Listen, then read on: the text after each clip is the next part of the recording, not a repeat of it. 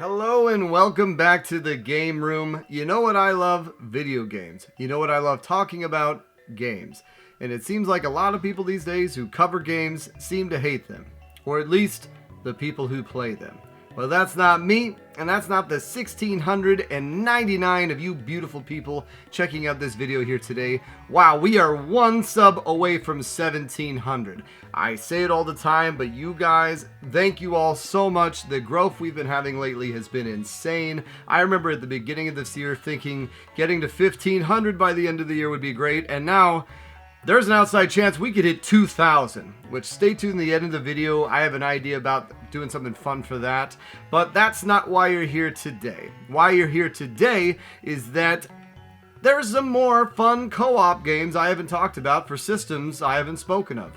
Now, historically, I'm not the biggest Genesis fan, but I was a fan of two-player games on the Genesis. There's a lot of games out there, some of which you've never even heard of. That's where I come in. My name's Luke. I've been playing games since the age of 2, and I have no life. This is my game room. So most of what I remember on the Genesis tends to be two-player games anyways. So a lot of these games, we're going to go through a bunch of them. Some of them are pretty obvious. Some of them are ones I really don't have much experience with, but I have heard are interesting. But let's start off with one that I have spoken of before. I actually did a video on it a few years ago, and it is Forgotten Worlds. So this was the first Genesis game that I ever owned. And one of the things that, now I think I remembered it more fondly than it actually is when I reviewed it a couple of years ago. But for two-player games, this is still a solid option. It's a two-player shooter, which shooter as in not run and gun shooter, a shooter where you're floating around, kind of like R-Type, things like that. But you have a dude with a little projectile that floats around you. You control the direction of it with one button, so it can spin, and then you shoot outward like that, and you eventually you rack up money. You get the kiosks, which at the time I didn't know was a trope they used in a lot of shooters, so I thought it was novel where you would save up money and buy upgrades from these little kiosks that pop up or you find. But I guess I've seen that a lot in other games. As far as great longevity goes, it's not the best, but one of the things that makes it such a great two-player game is that if you're playing it on two-player, it's almost impossible for you to lose, because as long as one of you stays alive, the other one can respawn, which is a great touch in my opinion, because when I first played this, I was 5, 4, 6. So, and especially for you parents out there who are trying to introduce your kids to games, that's a great handy feature to have, because then you can get through it, you can beat it, and then you can work on it. Like, I really miss games giving that option on these hard ones where you can break the game where it doesn't make the game easier, it just allows you to progress through it longer. Though, when I reviewed it, I actually did this exploit by myself using my feet for the second player. So you can also do it yourself if you want to beat the game as well. You just won't have the satisfaction of actually doing it. So another one I want to talk about is one I'll mention the ones I briefly mentioned before. So another game I mentioned before is Beavis and Butthead in the Genesis. The far superior version to the Super Nintendo one, even though the Super Nintendo one might be a better two-player game. This is still a fun one to do. It might be more fun one player, or if you're having two players, having the other one just kind of follow what you're doing, because it's more of a point-and-click adventure. There's not much action to it, and is a dumb time, and I enjoyed it. Now, a game I talk about to death, so I'm not going to harp on it all that long. One of my favorite games of all time, one of the first games I remember playing, and something I always loved playing. Anytime my parents would go out to dinner and me and my older brother would have the house for the night until, like 11, 12 o'clock, super late, we would try and play Toejam and Earl on the big screen TV downstairs, see if we can get through it. Because you can get through from level 1 to a randomized play. That's the other thing, is it's randomized playthroughs as well. And you can get through it in about 3 hours, 3.5 hours, depending on how much time you take. If you're going to Present Island, going to level 0. Super fun game, teaches exploration, helps you really gather your surroundings and figure out where you've been and what you've done, and something I can't recommend more. Toejam and Earl, I know I talk about it all the time. Alright, let's talk about ones I don't mention every damn week. So another one that is surprisingly fun, though I think I have more experience with the sequel that I didn't even realize was the sequel that I played on the Sega channel, and that is X-Men. So X-Men is a very fun game, and if I recall, it's 2-player simultaneous play, which for a lot of action platformers was not the norm. Generally, if it had 2-player, it'd be 1 player goes and they die or they beat a level and then the next player goes. But this one allows both of you to play at the same time. It's got a good solid roster on it. Yeah, you have Wolverine, Gambit, Cyclops, and Nightcrawler, which I love all those people. So especially Gambit. It really always bothered me when the movies came out that because they had Hugh Jackman as Wolverine, they had the badass character. They didn't need another one, so they never really did anything with Gambit. Other than the one time he was in Wolverine Origins, which I wasn't that happy with that movie in general, and a lot of people hate on it for good reason. So I've been waiting years for a good Gambit, and the last I heard, I think they have Channing Tatum who's going to play him, which great. I can't wait to hear his New Orleans accent. I'm sure it'll be impeccable. But yeah, solid game. And X-Men 2 is fun as well. I believe I've had experience with that.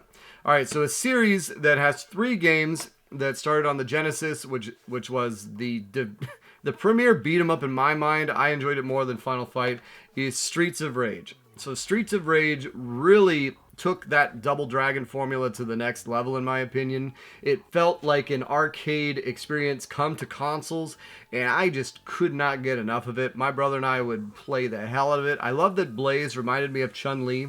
I don't know why, I just did, because I liked she was my Street Fighter character, so I liked playing as Blaze, Cody, and then the other guy, I can never remember the other guy's name, Adam, yeah, because I think he gets replaced, because there's also Streets of Rage 2, which a lot of people, if you're talking about and there's Streets of Rage 3 as well, that's kind of the dark sheep and super expensive now, but if you're talking to a lot of people, they'll probably tell you to do 2 over 1.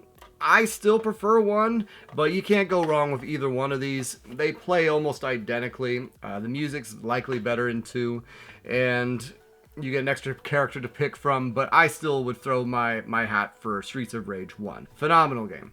Now, if you have some punishment in mind, this is a game I don't have a lot of experience with, but the little I do has taught me that, damn, if I ever want to get good at it, I'm going to need to put in a lot of time, and that is Contra Hard Corps. And yes, I say corpse, not core.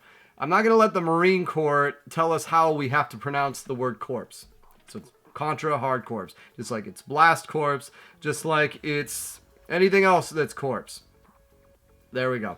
But yeah, Contra Hard Corps, the Genesis version of the Contra game.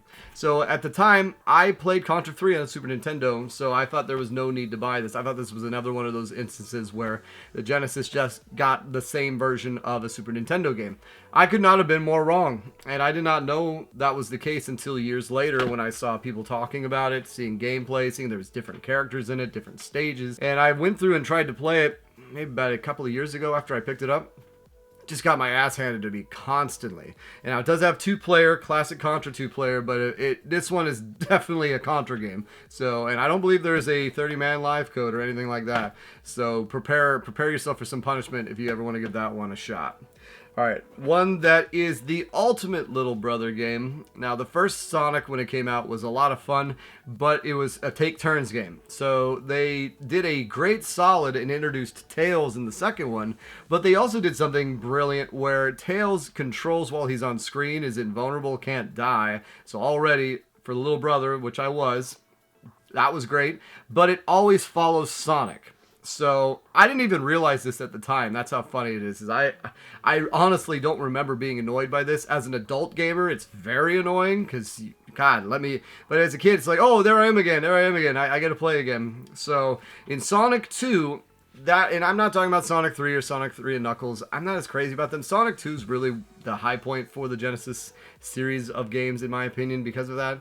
So it's just a fun time to play. So if you're looking for a nice, relaxing game, have someone play a Sonic, or a Tails rather, that's not the best, and then you can play a Sonic, and they have to follow along with you, because the screen follows Sonic.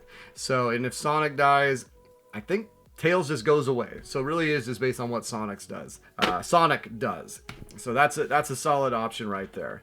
All right, another one I've spoken of before, which is not only a fun 2-player game, but it is up to a 6-player game if you want to do that. I would say not. I would say maybe stick to 2, because if you're changing the controller, it just bogs it down. You need some computer players to pump it up. But that is Risk, the game of conquest, which I love the board game Risk, but I really did enjoy this version of Risk. This is probably my favorite video game version of Risk.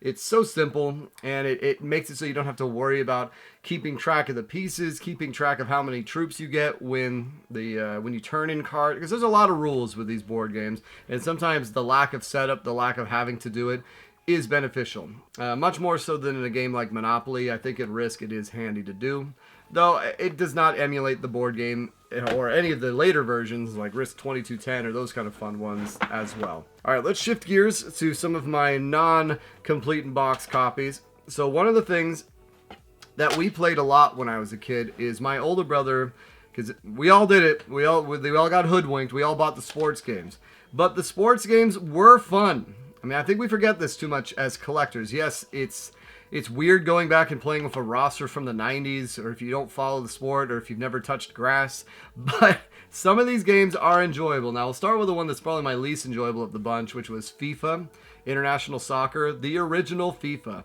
which these are all made by Electronic Arts. This was just a soccer game, and before this we had soccer on the NES, which was fun enough, but this not anywhere as near as involved as this. The characters were fun to play with, the goal scoring was enjoyable.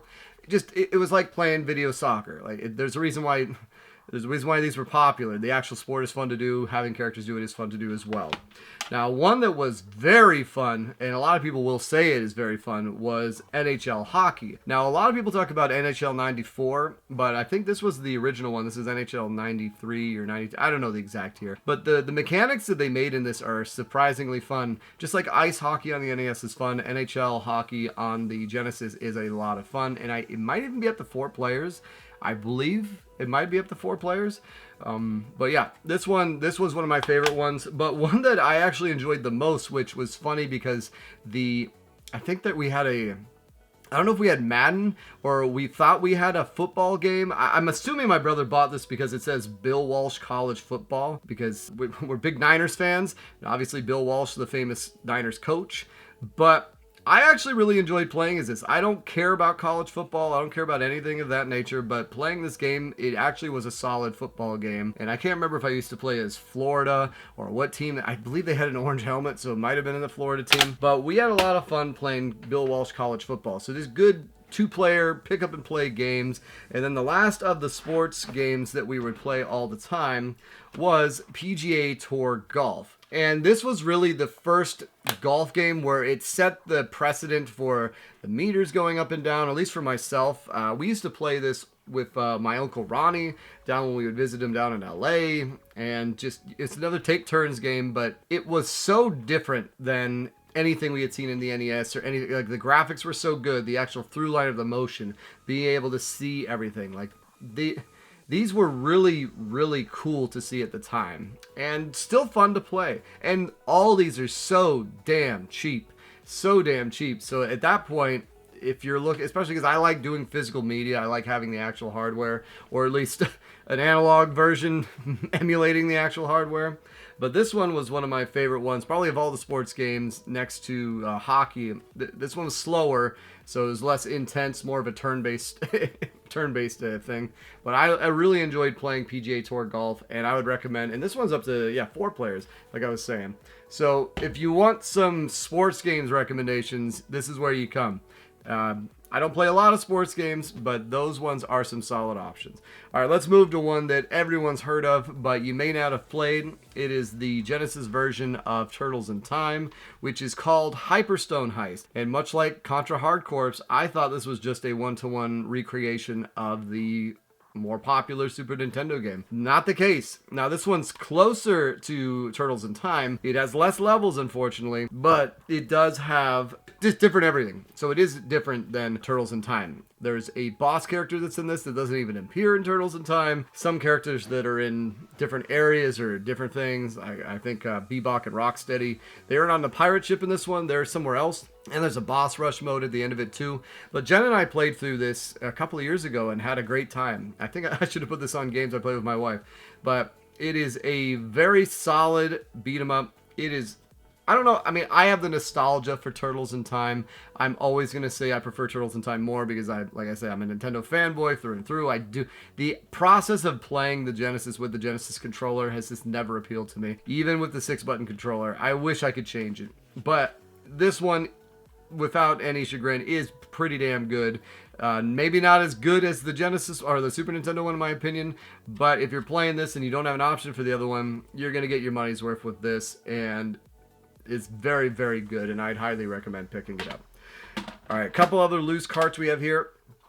So this is one that I believe you can play with a light gun for the Genesis, though it is pretty damn fun just with the controller as well. I first found out about it on the Sega channel, as I had the Sega channel for years, and maybe 2 years. It was always disappointing because the Sega channel itself would not save to itself, so if it ever lost connection to the cable, it shut off. So even if you had a little blip in either the power or the cable feed, and this is 1990s cable, so sometimes it just went out for 5 minutes and came back. So let's say you're in the middle of doing, Shining Force or Phantasy Star, and you're 15, 10, 20 hours in, and suddenly there's a blip in the cable box, and then you lose all your progress.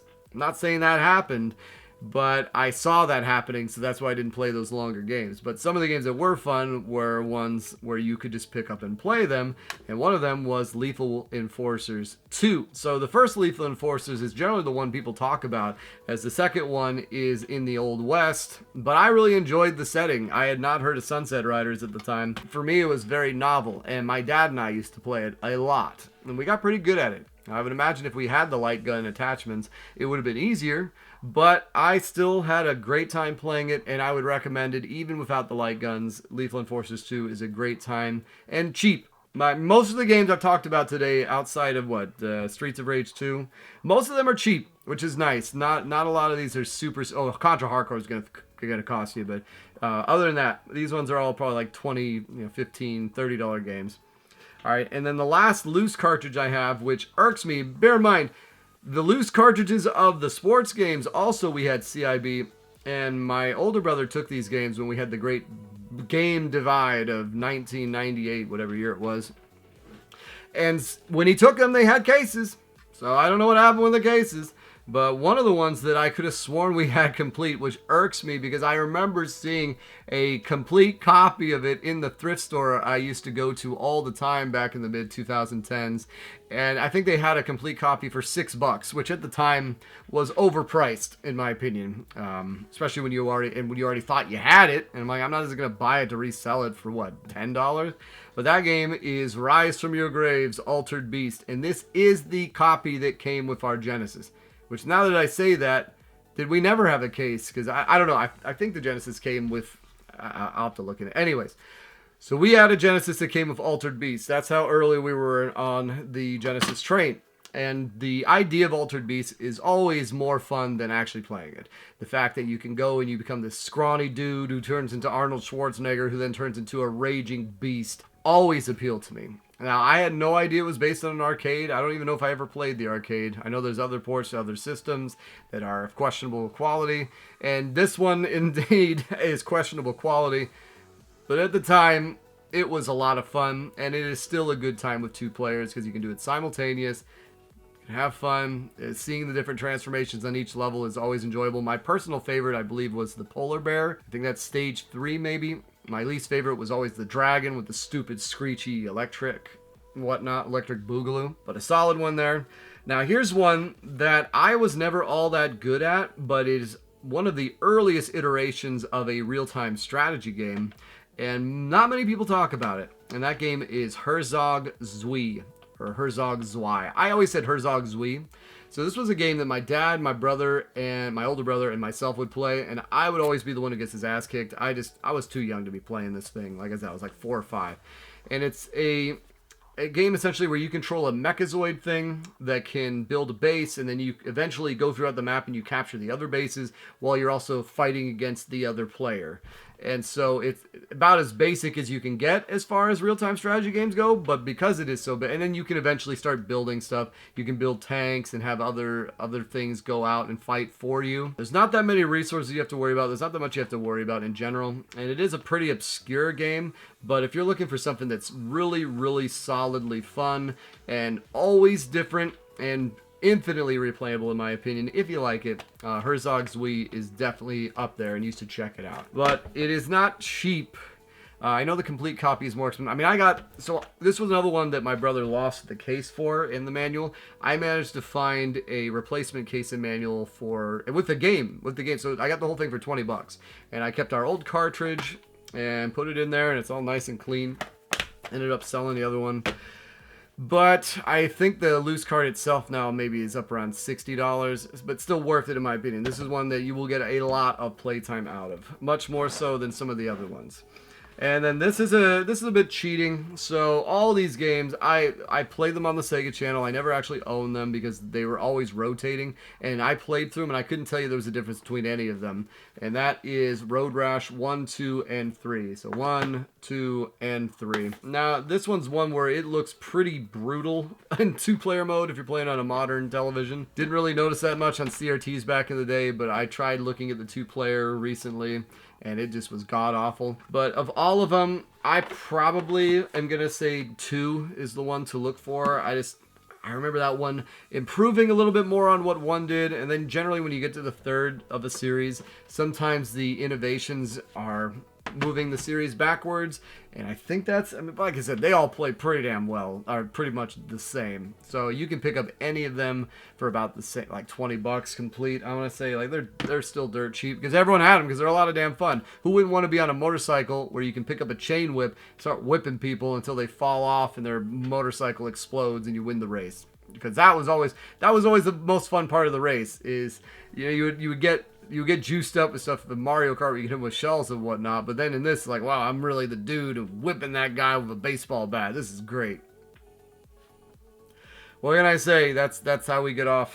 That's how we get our jollies here in our games. Another one that I don't have a lot of experience with, but I had to throw it in here because people would yell at me if I didn't, would be Golden Axe. And I have Golden Axe too. Now, I have very, very minimal experience with the Golden Axe series. In fact, I don't even know if I have any. But I do know that they're solid beat-em-ups and that they're worth checking out. I think I played Golden Axe 3, the one that's only in Japan of all of them. I'm not even sure how I did it. It was probably on like the Genesis Mini or something of that nature. And now one that is my other favorite Genesis game of all time, along with toejam and Earl. So if you've been a fan of the channel a long time, you know which one it is. Essentially, it's NHL with a skin of craziness on it. I'd say it's NHL mixed with Road Rash, really, and that is Mutant League Hockey. You hear a lot of people talking about Mutant League Football, but I do not think Mutant League Hockey gets enough respect. This game is so damn fun. I would play it all the time. Another one I found on the Sega channel. You can have set up plays where you kill the ref, you can change your goalie into a big monster. But my most favorite thing to do would have people falling through the ice or picking up the weapons that get thrown onto the rink and then killing the other team. So I wouldn't care about scoring goals. I just wanted to see the trolls blow up into blood globules. I wanted to see the skeletons get destroyed into boneyards, and then the robots go electric and then die. That, like I said, maybe I'm telling you a little bit too much about youthful Luke here, but that really, really was enjoyable. And I would play it all the time with my dad and my friends. It's up to 4 players, too, so I don't remember there being a Genesis multi-tap, but I believe it did exist. And if you want to check it out, I highly recommend it. Though Mutant League Hockey, unfortunately, is expensive. Mutant League Football I've tried to play, I'm just not a big fan of. And I really wish that they had continued with the series, because there was supposed to be a Mutant League Basketball, which might have been like NBA Jam, but with the ability to beat up the pair. Oh, that could have been amazing. All right, getting to the last 2 here. So the last one we'll talk about that I have no experience is the Bonanza Brothers. So this one's a pure guess, much like Golden Axe, although even less. I've heard a lot of people talk about how much fun this is. It's pure co-op. You go through different levels. I don't know. I just wanted to throw out another 2-player game here that you should check out. And then the last one is actually not a 2-player game per se, but it is impossible for me to think about it and not think of it as a two-player game, because it is easily able to be one if you just take turns between the levels, and that is Castle of Illusion starring Mickey Mouse. One of the best Disney games ever made, in my opinion. Probably still my favorite to this day, and one of my favorite Genesis games. This one was the second Genesis game I ever got after Forgotten Worlds, and my older brother and I used to always play this. It's funny, it reminds me of a Halloween game. I know it's not. I know there's levels that aren't really, but just the cover, the fact that you start off in a haunted forest kind of thing, but it is a really fun game to play two-player because you can take turns with it. So you beat a level, switch it off, you die, switch it off, and it is a good way of doing it, and a nice reason of showing that, hey, just because the game doesn't have traditional two-player doesn't mean it won't make a good two-player game. I mean, the first Sonic you can do that with too. So, oh, and I forgot one. Here, one last one that I actually don't have. But my buddy Sean and I played through it, and I've almost picked it up several damn times, and I wish I had, because every time I almost pick it up, I swear it goes up $30, $40, and that is Gunstar Heroes. Gunstar Heroes is a phenomenal two-player game. It is a lot of fun. It is like taking the Contra formula and then moving it on its head a little bit, especially the level with the rolling the dice was really, really annoying, but also interesting. And everything, I mean, it's made by Treasure. It was their first game, actually, come to think of it. It was their first game, and they really knocked it out of the park. And that's one I need to pick up, damn it. I really need to pick up Gunstar Heroes before it gets even more expensive. And that's what you get. That's it. That is a gaggle of Genesis games. I made it. I made it without disparaging the Genesis too much, so good for me. All right. And once again, just to reiterate back on the beginning of the video, I just want to thank all of you guys so much for all the growth here. It really does mean the world here. The fact that we can realistically say, hey, let's go for 2,000 subs by the end of the year is crazy. So that's why I don't know exactly what we'll do to celebrate it. I really would love to do something with live streaming right now. Like I mentioned, I don't think I've said it enough. So I do have a Patreon, and all the money that's going to the Patreon right now is being saved up so that I can replace the computer I lost a couple of years ago. And then once I can do that, then that'll open up the channel to me being able to do live streaming again, to be able to do stuff. Because right now, not to get too much inside baseball, but I'm using my work laptop that has a very poor capabilities compared to what I should have, and I'm constantly having to move data around because it fills up the hard drive instantly after almost every video. So if I can get back on track with that, that'd be great. So that's one of the things I'm thinking, or maybe for hitting 2,000 subs, if we do it by the end of this year, I'll do a vote where I go through and I have to play through NES games I've never been able to beat, stuff like Battletoads or TMNT, and beat it. And do it, and I could live stream it, or I could record the whole thing and then talk about it afterwards. I don't know. And another thing, AMH5389, you the man.